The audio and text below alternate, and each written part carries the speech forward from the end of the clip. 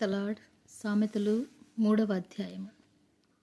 నా కుమారుడా, నా ఉపదేశమును మరువకుము, నా ఆజ్ఞలను హృదయపూర్వకముగా గైకొనుము.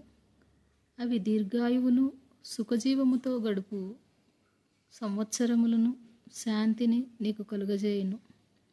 దయను సత్యమును ఎన్నడును నిన్ను విడిచిపోనీయకుము.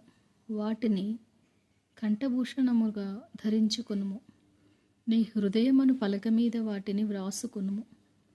అప్పుడు దేవుని దృష్టి యందును మానవుల దృష్టి యందును నీవు దయనుంది మంచివాడవని అనిపించుకుందు.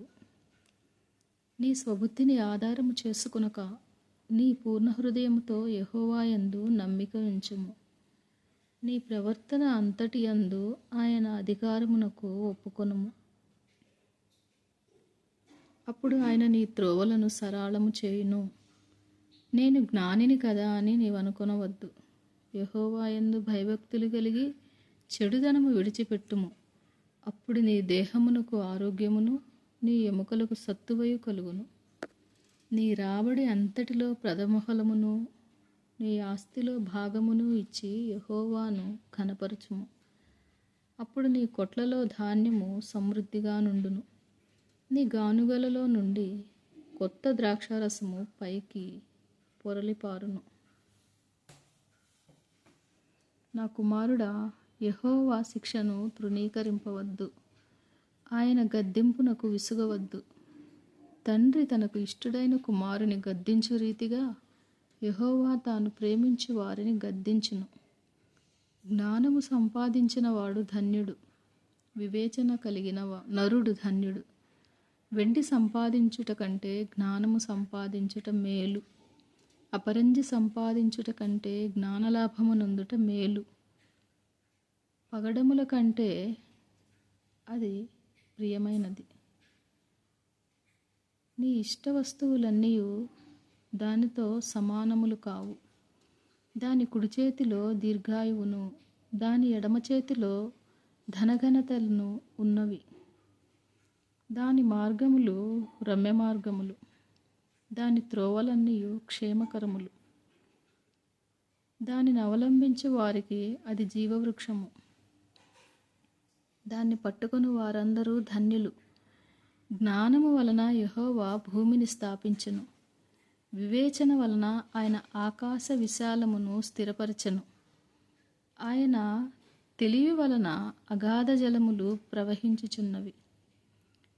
మేఘముల నుండి మంచు బిందువులు కురియుచున్నవి. నా కుమారుడా, లెస్సైన జ్ఞానమును వివేచనను భద్రము చేసుకొనుము. వాటిని నీ కన్నుల ఎదుట నుంచి తొలగిపోనీయకుము. అది నీకు జీవముగాను నీ మెడకు అలంకారముగాను ఉండును. అప్పుడు నీ మార్గమున నీవు సురక్షితముగా నడిచెదవు. నీ పాదము త్రొట్టిల్లదు. నీ పాదము ఎప్పుడునూ త్రొట్టిల్లదు. పండుకొనున్నప్పుడు నీవు భయపడవు. నీవు పరుండి సుఖముగా నిద్రించెదవు. ఆకస్మికముగా భయము కలుగునప్పుడు, దుర్మార్గులకు నాశనము వచ్చినప్పుడు నీవు భయపడవద్దు. యెహోవా నీకు ఆధారమగును. నీ కాలు చిక్కబడకుండునట్లు ఆయన నిన్ను కాపాడును. మేలు చేయుట నీ చేతనైనప్పుడు దాన్ని పొందదగిన వారికి చేయకుండా వెనుదీయకుము. ద్రవ్యము నీ యొద్దనుండగా రేపు ఇచ్చేదను పోయిరమ్మని నీ పొరుగువానితో అనవద్దు. నీ పొరుగువాడు నీ యొద్ద నిర్భయముగా నివసించినప్పుడు వానికి అపకారము కల్పించవద్దు. నీకు హాని చేయని వారితో నిర్నిమిత్తముగా జగడమాడవద్దు.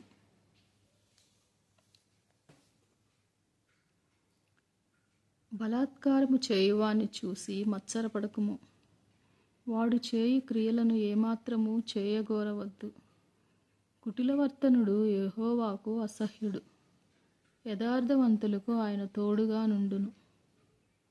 భక్తిహీనుల ఇంటి మీదకి యెహోవా శాపము వచ్చును. నీతిమంతుల నివాస స్థలమును ఆయన ఆశీర్వదించును. అపహాసకులకు ఆయన అపహసించును. దీనుల ఎడల ఆయన దయచూపును.